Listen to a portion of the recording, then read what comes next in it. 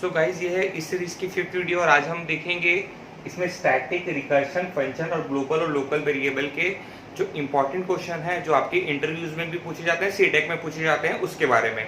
तो मैंने डिस्क्रिप्शन में इसके 20 क्वेश्चन डाले हुए हैं, आप कोशिश करिएगा उसको ट्राई करके सॉल्व करने का और मेरे व्हाट्सएप नंबर पे भेजने का। सो हम आज स्टार्ट करते हैं है ना स्टैटिक के साथ। वीडियो को पूरा देखिएगा, बीच में है ना कई सारे ट्रिक्स रहते हैं जो आपको समझना जरूरी है। जैसे आपने मेन बनाया, मेन पे लिखा int A semicolon static int B semicolon printf percent D comma A comma B. अगर आप इसको भी रन करेंगे तो इसका आउटपुट क्या आएगा?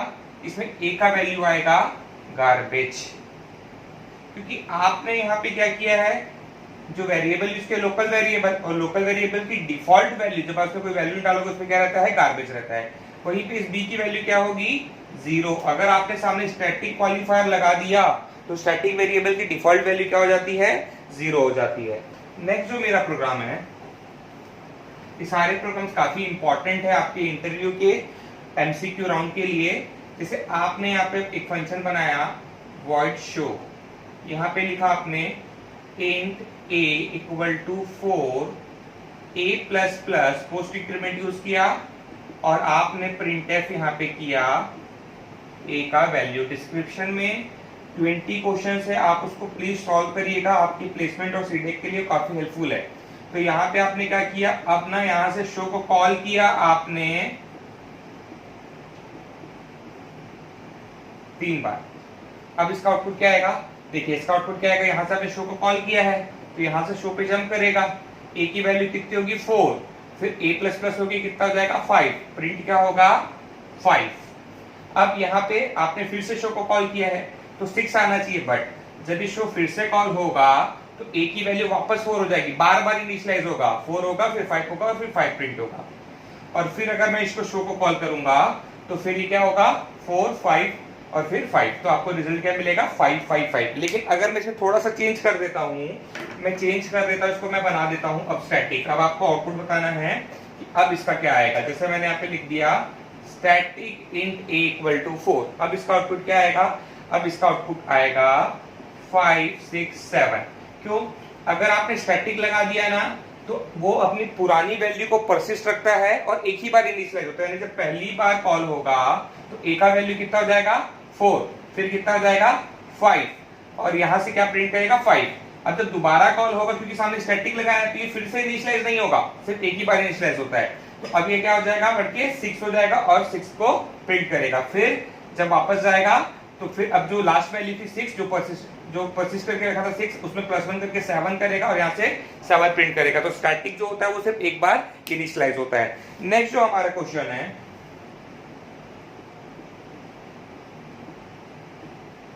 वाइड शो करके मैंने एक फंक्शन बनाया। यहाँ पे मैंने एक वेरिएबल लिया है int a equal to 1 b equal to 2, printf किया यहाँ पे मैंने %d comma a comma b। Main बनाया, मेन से मैंने यहाँ पे लिखा int a equal to 7 b equal to 8, show को कॉल किया और फिर printf कराया %d comma a comma b। अब आपको इसका आउटपुट बताना है। ये हमारा लोकल वेरिएबल और ग्लोबल वेरिएबल का क्वेश्चन है। तो यहाँ पे देखिए ये आपको पता है जो वेरिएबल सारे फंक्शन के बाहर होता है वो क्या होता है? Global variable. और जो फंक्शन के अंदर होता है उसको हम क्या बोलते हैं? Local variable. ये आपका लोकल वेरिएबल हो गया, ये आपका ग्लोबल वेरिएबल हो गया। और लोकल और ग्लोबल वेरिएबल का नाम आप चाहो तो सेम ले सकते हो, वो कोई एरर नहीं है। बट इस केस में आउटपुट क्या आएगा? आपको एग्जीक्यूशन मेन से चालू होता है, a का वैल्यू कितना हो जाएगा? 7 और b का वैल्यू 8, बट यहाँ से शो को कॉल करेगा। तो ये लोकल है, तो ये लोकल वेरिएबल यहाँ पे यूज नहीं हो सकता, क्योंकि इसका जो स्कोप है वो बस इतने दूर है। तो यहाँ पे जो a और b यूज हो रहा है वो कौन सा a b है? ये a b। तो इस पे a पे क्या आएगा? 1 और इस पे b पे क्या मिलेगा आपको? 2। तो यहाँ से 1, 2 प्रिंट होगा और जब यहाँ से वापस जाएगा तो यहाँ पे जो a और b का वैल्यू प्रिंट होगा वो इस a b का वैल्यू होगा, 7, 8। तो आपको क्या मिलेगा? 1, 2 और 7, 8। डिस्क्रिप्शन में इसके कई सारे क्वेश्चन आप कोशिश करिएगा सबको सॉल्व कर पाए। एक और जो क्वेश्चन जो कई बार इंटरव्यू में आया हुआ है मैं उसको सॉल्व करता हूँ। मैं एक छोटा सा एग्जांपल ले लेता हूँ। इंट a = 1 b = 2, एक मैंने फंक्शन बनाया शो नाम से। यहाँ पे मैंने printf कराया, pf लिखा है ना printf, %d comma a comma b, main बनाया, मेन से मैंने कॉल किया यहाँ से शो को, फिर मैंने यहाँ से a++ किया, b++ किया, और इसके बाद मैंने यहाँ पे printf कराया a का वैल्यू, b का वैल्यू, फिर यहाँ से मैंने शो को कॉल किया। अब आपको बताना इसका आउटपुट क्या आएगा। सो यहाँ पे देखिए, यहाँ पे सिर्फ आपने एक ही वेरिएबल लेके रखा है ग्लोबल, और ग्लोबल वेरिएबल का स्कोप है ना सारे फंक्शन में होता है। तो यहाँ पे a का वैल्यू कितना हो जाएगा 1, b का वैल्यू कितना हो जाएगा 2। सो यहाँ से जब आप शो को प्रिंट करोगे, शो को कॉल करोगे, यहाँ से शो को आपने कॉल किया है, तो ये क्या करेगा a और b का वैल्यू, a का वैल्यू 1 और b का वैल्यू क्या प्रिंट करेगा 2। फिर यहाँ पे इंक्रीज वापस आएगा यहाँ से खत्म होने के बाद। अब इंक्रीज होगी कितना हो जाएगा 1 से कितना इंक्रीज होकर हो जाएगा 2, और b++ से 2 से इंक्रीज होगी कितना हो जाएगा 3। इसके बाद आपने यहाँ पे a और b का वैल्यू प्रिंट किया, तो a का वैल्यू कितना हो चुका था आपका 2 हो चुका था, और b का वैल्यू कितना हो चुका था 3। तो ये आपको 2 और 3 देगा यहाँ से।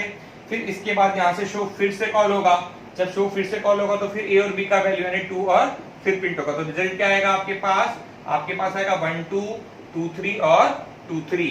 नेक्स्ट जो हमारा प्रोग्राम है int a = 3, main global variable बनाया है। यहाँ पे मैंने लिखा printf %d comma a if a then call main। अब देखिए इसका आउटपुट क्या है।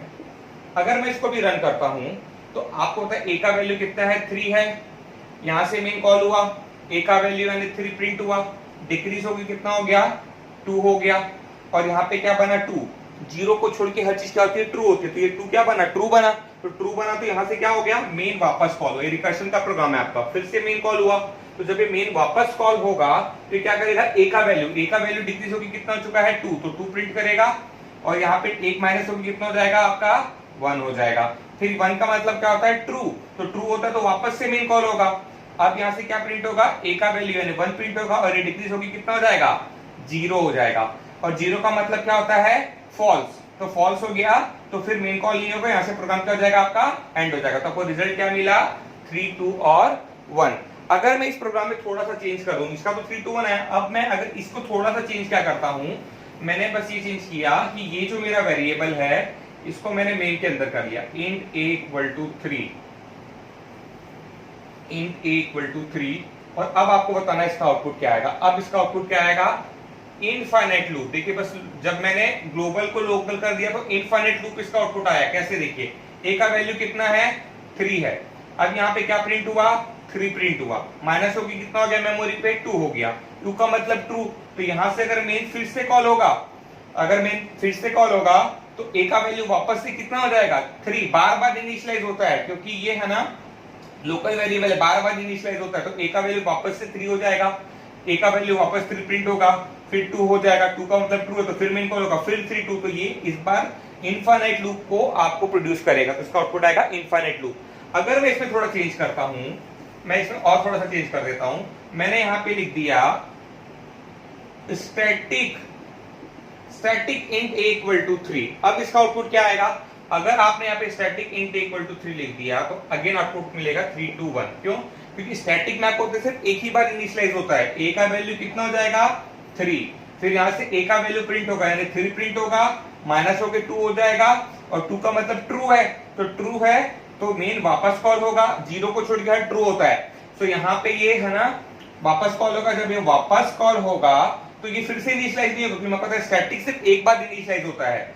अब यहाँ पे प्रिंट होगा a का वैल्यू यानी 2, अब ये डिक्रीज होगा कितना जाएगा 1, और इनका ट्रू होता है तो फिर से कॉल होगा, फिर यहाँ से 1 प्रिंट होगा, इसके बाद 0 हो जाएगा, फॉल्स होके बाहर आ जाएगा, तो आपको क्या रिजल्ट मिलेगा 3 2 और 1। तो ये था हमारा स्टैटिक वेरिएबल, ग्लोबल वेरिएबल और लोकल वेरिएबल। इस पे क्वेश्चन है आपके डिस्क्रिप्शन पे, प्लीज उसको सॉल्व करिएगा, सारे बहुत इंपॉर्टेंट है आपके इंटरव्यू पर्पस सीडेक पर्पस के लिए।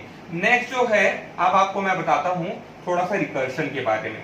रिकर्शन में आपको थोड़ा सा बता देता हूँ वो कैसे वर्क करता है, बहुत से लोगों को डाउट रहता है, और उसके बाद उसके कुछ प्रोग्राम्स है उसको समझाता हूँ और डिस्क्रिप्शन में क्वेश्चंस को आपको सॉल्व करना है। सो देखिए ना, आपने रिकर्शन काम कैसे करता है, जैसे आपने वॉइड शो, रिकर्शन का मतलब होता है जब फंक्शन खुद को कॉल करता है तो हम उसको रिकर्शन बोलते हैं। तो मैं बस आपको एक रफ आइडिया दे रहा हूँ, आपको थोड़ा बहुत पता होना चाहिए।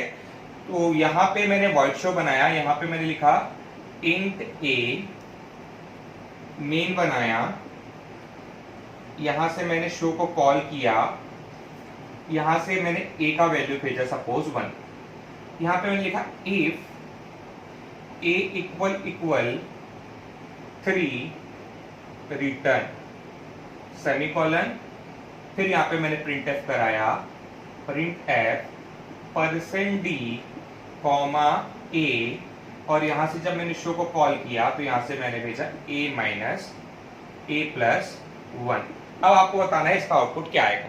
तो ये रिकर्शन यहाँ पे काम कैसे कर रहा है समझिए। आपको होता है एग्जीक्यूशन चालू कहां से होता है, मेन से। यहां से आपने क्या किया, शो को कॉल किया। शो को किसके लिए कॉल किया, शो को कॉल किया है आपने 1 वैल्यू भेज के। तो जब ये शो 1 के लिए कॉल होगा, ये जब 1 के लिए कॉल होगा तो ये कंडीशन क्या हो जाएगी आपको, फेल। क्यों फेल हो जाएगी, क्योंकि यहाँ पे आपको पता है कि a का वैल्यू 1 है और 1 इक्वल 3 फॉल्स है, तो फिर इस इफ के बाहर आएगा, इफ के साथ ये स्टेटमेंट अटैच है ना, तो ये वाला पार्ट चलेगा। और प्रिंटफ क्या होगा, a, प्रिंटफ a का मतलब प्रिंटफ 1, तो ये आउटपुट आपको क्या देगा, 1 देगा। फिर शो a प्लस 1, यानी ये क्या बन जाएगा, शो ब्रैकेट में 1 प्लस 1 यानी 2 हो जाएगा ये। तो ये वापस क्या करेगा, 2 के लिए वापस शो को कॉल करेगा। अब दोबारा जब ये कॉल करेगा तो अब शो की वैल्यू कितनी हो चुकी है, 2 हो चुकी है। तो 2 हो चुकी है तो यहाँ पे a equal to 3 condition false हो गई। फिर प्रिंटफ क्या चलेगा, 2, तो यहां से 2 प्रिंट होगा। अब इसके बाद आपने क्या लिखा, शो a प्लस 1, तो a प्लस 1 यानी ये क्या बना, शो 2 प्लस 1, 2 प्लस 1 यानी 3। तो अब ये शो फिर से कॉल होगा 3 के लिए, यहां से जाएगा 3 वैल्यू लेके। एक कंडीशन ट्रू हो जाएगी तो यहां से क्या होगा, रिटर्न होगा। रिटर्न कहां पे जाएगा, याद रखिए डायरेक्ट रिटर्न मेन पे नहीं जाता। ये फंक्शन कहां से कॉल हुआ था, यहां से कॉल हुआ था, तो ये यहां से जंप करेगा यहाँ पे। अब ये फंक्शन के अंदर से जब ये कॉल हुआ था तो इसके नीचे, यहां से कॉल हुआ था, इसके नीचे लाइन ऑफ कोड कुछ भी नहीं है, तो अब ये पूरा खत्म हो गया। तो ये फंक्शन कहां से कॉल हुआ था, यहां से, तो ये यहाँ पे वापस आएगा। अब इसके नीचे कोई लाइन ऑफ कोड नहीं है, तो ये कहां से कॉल हुआ था, मेन से, तो मेन से वापस आएगा। और इसके नीचे कोई लाइन ऑफ कोड नहीं, तो प्रोग्राम रुक जाएगा। तो आपको आउटपुट यहाँ पे क्या मिला, 1 और 2 मिला। लेकिन अगर मैं थोड़ा सा चेंज करता हूं, देखिए इसी क्वेश्चन पे मैंने थोड़ा सा चेंज क्या किया, मैं थोड़ा सा बस इसको मॉडिफाई कर देता हूं। ये जो आपने प्रिंटफ और शो लिखा है इसको मैं चेंज कर देता हूं। मैंने यहां पे लिखा, पहले शो को कॉल कर लिया, शो a प्लस 1 और फिर प्रिंटफ किया %d कॉमा a, और यहां से मैंने शो को कॉल किया और यहां से भेजा 1। अब आपको बताना इसका आउटपुट क्या आएगा। तो यहाँ पे थोड़ा ध्यान समझिए, थोड़ा सा चेंज करने से कैसे चेंज होगा आउटपुट। यहाँ पे आपने यहां से शो को कॉल किया है, यहां से शो कॉल होगा, तो ये जब शो कॉल होगा तो शो 1 के लिए जब कॉल होगा तो यहां पे क्या बनेगा, इफ कंडीशन फेल हो जाएगा। शो क्या बना, शो 1 प्लस 1 और प्रिंटफ क्या बना, प्रिंट एफ ए का वैल्यू। तो क्या प्रिंट करना है, ए का वैल्यू दैट इज 1 प्रिंट करना है। लेकिन ये प्रिंटफ एग्जीक्यूट नहीं हो जाएगा, क्यों, क्योंकि यहां से आपने देखिए पहले ही कॉल कर दिया, तो ये वाला स्टेटमेंट तो चल ही नहीं पाएगा, ये चलना बाकी रहेगा। तो ये यहां से जंप कहां पे करेगा, शो पे जंप करेगा। तो वापस जब शो पे जंप करेगा तो प्रिंटफ चल नहीं पाया। अब यहां से जब शो पे जंप करेगा, किसके लिए जंप करेगा, 2 वैल्यू लेके, ए का वैल्यू 2 लेके जाएगा। तो ये कंडीशन क्या हो गई आपकी, फॉल्स हो गई। ये क्या बनेगा यहाँ पे, ये बनेगा शो ब्रैकेट में 2 प्लस 1 और प्रिंटफ ए का वैल्यू क्या हुआ था, 2 था, क्योंकि यहां से 2 वैल्यू गई थी ना, यहां से ए का वैल्यू 2 यहाँ पे गया था। तो यहाँ पे क्या बना, ए की जगह 2 प्रिंट किया, तो 2 प्लस 1 और प्रिंटफ ए की जगह आपने 2 प्रिंट किया। सो यहाँ पे अगेन प्रिंटफ चल नहीं पाएगा क्योंकि पहले शो करेगा, तो यहाँ से शो वापस, यहाँ से वापस शो पे जंप कर जाएगा। तो अब ये जब जंप करेगा यहाँ से, तो यहाँ से इफ कंडीशन क्या हो जाएगी, ट्रू, तो यहाँ से क्या होगा, ये रिटर्न होगा। तो रिटर्न कहां पे जाएगा, या देखिएगा जहां से वो कॉल हुआ था वहां पे जाएगा। तो यहां से ये कॉल का था, यहाँ से कॉल हुआ था, तो ये वापस यहाँ पे जंप करेगा। अब यहाँ पे प्रिंटफ क्या करेगा, 2 प्रिंट करेगा, प्रिंटफ करेगा 2। अब ये फंक्शन यहाँ पे खत्म हो गया, तो ये कहां से कॉल हुआ था, यहाँ से, तो यहाँ पे वापस आएगा और यहाँ पे प्रिंटफ क्या करेगा, 1 करेगा। फिर ये फंक्शन कहां से कॉल हुआ था, मेन से, तो वापस आएगा और प्रोग्राम को क्या करेगा, एंड। तो आउटपुट क्या आया, 2 और 1। और अगर मैं इसी में स्टैटिक ले लेता हूं तो देखिए क्या चेंज आएगा, वॉइड शो, देखिए मैं थोड़ा सा स्टैटिक यहां पे लगा देता हूं और उससे आउटपुट में आपको कैसे चेंज मिलेगा। Static int a equal to 1 if a equal 4 return, show को कॉल करता हूं, सॉरी पहले a प्लस प्लस मैंने किया, फिर यहां से शो को कॉल किया और फिर यहां पे प्रिंटफ कराया मैंने, a का वैल्यू मेन बनाया और यहां पे आपने शो को कॉल किया। अब आपको बताना है इसका आउटपुट क्या आएगा। रिकर्शन का क्वेश्चन लेकिन स्टैटिक लगाया हुआ है, तो स्टैटिक लगाने से क्या चेंजेस है ये समझिए। आपने जब यहां से शो को कॉल किया, आपका यहां से मेन से शो कॉल हुआ, तो जब ये मेन से शो कॉल होगा, सबसे पहले a की वैल्यू कितनी हो जाएगी, 1। स्टैटिक लिखने से बार बार इनिशियलाइज नहीं होता है, इफ कंडीशन फेल हो जाएगा a प्लस प्लस, इससे a का वैल्यू बढ़ के कितना हो जाएगा, 2 हो जाएगा। फिर यहां से क्या कॉल होगा, शो कॉल होगा और प्रिंटफ a, आपने ये लिखा हुआ है, तो इससे होगा क्या कि प्रिंटफ तो चल नहीं पाएगा, यहां से शो वापस कॉल हो जाएगा। तो ये जब वापस कॉल होगा तो ये फिर से इनिशियलाइज नहीं होता है, याद रखिएगा इनिशियलाइज नहीं होता है। फिर से एक कंडीशन क्या हो जाएगी, फॉल्स, a का वैल्यू इंक्रीज होगी, कितना हो जाएगा, 2 से 3 हो जाएगा और वापस क्या कॉल हो जाएगा, शो कॉल हो जाएगा। तो जब भी शो कॉल होगा और यहाँ पे भी शो कॉल होगा और प्रिंटफ a करना अभी बाकी रहेगा, तो वापस से जब शो कॉल होगा तो यहाँ पे a का वैल्यू ऑब्वियसली अगर फिर से इनिशियलाइज होगा क्योंकि स्टैटिक है, इफ कंडीशन क्या हो जाएगी आपकी, वापस से फिर a का वैल्यू इंक्रीज होगी, कितना हो जाएगा आपका, 4 हो जाएगा। 4 होने के बाद यहां से शो कॉल करना एक तो बाकी है, अभी शो कॉल होगा और प्रिंटफ a का वैल्यू प्रिंट करना अभी बाकी है। अब इसके बाद जब यहां से शो कॉल होगा, आपको पता है पहले शो कॉल होगा, तो जब ये शो कॉल करेगा तो इस केस में आपको पता है ये वाला फिर से इनिशियलाइज नहीं होगा, ये कंडीशन क्या हो जाएगी, ट्रू हो जाएगी, ये कंडीशन आपका ट्रू हो जाएगा। तो यहां से क्या जाएगा, रिटर्न जाएगा, तो रिटर्न यहां से वापस यहां पे जाएगा। तो याद रखिएगा अब a की जो लेटेस्ट वैल्यू है, याद रखिएगा स्टैटिक लिखने से a की कॉपी लोड होती है, तो a पे क्या आया है आपके पास, 4 आया है, तो यहां से a का वैल्यू क्या प्रिंट होगा, 4। फिर ये फंक्शन खत्म होकर वापस यहां पे जाएगा, फिर a का वैल्यू क्या प्रिंट करेगा, 4, इसकी a की कॉपी लोड हुई है, सेम वैल्यू प्रिंट हो रही है, फिर वापस यहां पे जाएगा और a का वैल्यू क्या प्रिंट करेगा, 4, फिर वापस कहां पे जाएगा, मेन पे। तो आपको रिजल्ट क्या मिला, 4 4 4। क्वेश्चन है इसकी स्टैटिक के बहुत सारे, आपको उसको सॉल्व करना है। सो यहाँ पे आपका जो नेक्स्ट क्वेश्चन है हमारा वो है कैरेक्टर पे। क्या डेटा टाइप, कैर जो होता है 1 बाइट का होता है, ये 2 टाइप का होता है, एक होता है साइंड और एक होता है अनसाइंड। एक साइंड कैरेक्टर और अनसाइंड कैरेक्टर। साइंड कैरेक्टर का जो रेंज होता है वो होता है -128 से 127 तक, और अनसाइंड में क्योंकि निगेटिव वैल्यू नहीं आती तो 0 से लेकर 255 तक ये इसका रेंज होता है। तो आपको आउटपुट बताना है, इसमें भी क्वेश्चन आते हैं कि इसका आउटपुट क्या आएगा। जैसे मैंने सपोज लिखा char i for i equal to 65 से i less than equal to 255 i plus plus print f %d %c comma i comma g। अब आपको बताना है इसका आउटपुट आपको क्या मिलेगा।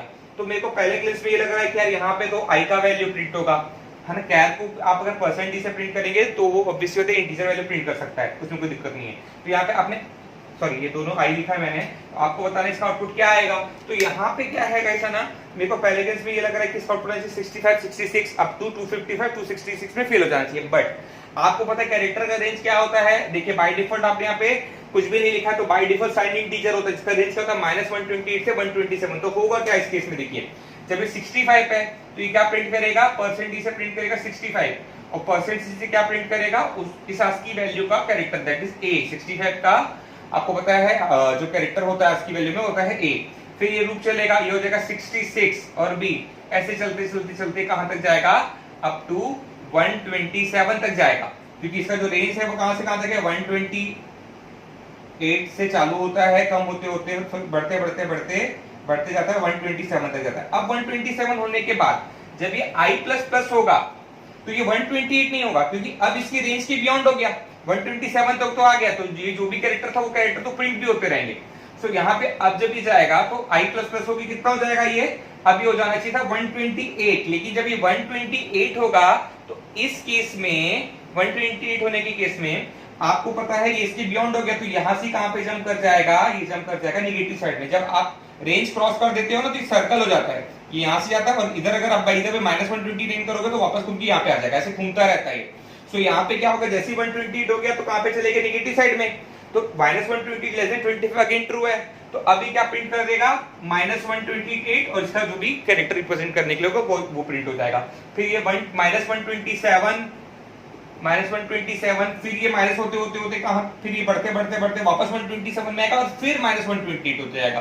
तो इसका अल्टीमेटली आउटपुट क्या आया, इनफाइनाइट लूप आएगा, इनफाइनाइट लूप, क्योंकि ये -128 से लेकर 127 के बीच में फंस जाएगा लूप। और इसमें अगर मैं चेंज कर देता हूं, इसी क्वेश्चन में ये जो कह रहा है लिखा है, मैंने इसको कर दिया अनसाइंड कैर आई कर दिया, तो यहां पे क्या रिजल्ट में डिफरेंट आएगा।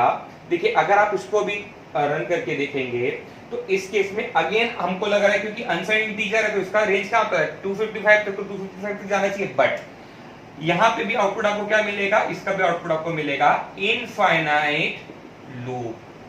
अब यहाँ पे है ना क्या होगा दिक्कत, देखिए यहाँ पे जो प्रॉब्लम है वो क्या है कि यहाँ पे आपको पता है इसका जो रेंज होता है अनसाइंड के केस में वो होता है 0 से लेकर 255 तक। सो यहाँ 65 के केस में चलेगा 65 और ए प्रिंट कर देगा, फिर लूप चलेगा 66 और बी प्रिंट कर देगा, ऐसे बढ़ते बढ़ते कहां तक जाएगा 255 के लिए भी कंडीशन क्या है, ट्रू है, तो 255 के लिए भी ट्रू है तो अंदर आएगा 255, उसका जो कैरेक्टर होगा प्रिंट होगा।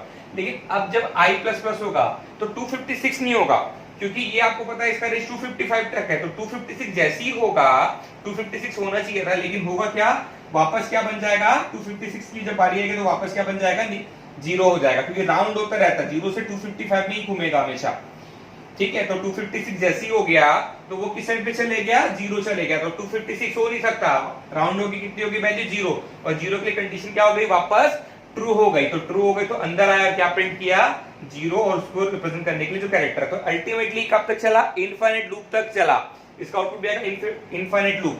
तो ये अगर मैं by the way unsigned integer लेता और 254 करता तभी प्रॉपर चलता, क्योंकि अब इसका आउटपुट आपको है ना क्या मिलता है, अगर आप 254 ले लेते तो अब इसका आउटपुट आपको क्या मिलता, 65A 66B अप टू 254 आपका जो भी कैरेक्टर होगा यहाँ पे प्रिंट करता, जैसे 255 होता कंडीशन फॉल्स होती है और बाहर आ जाता।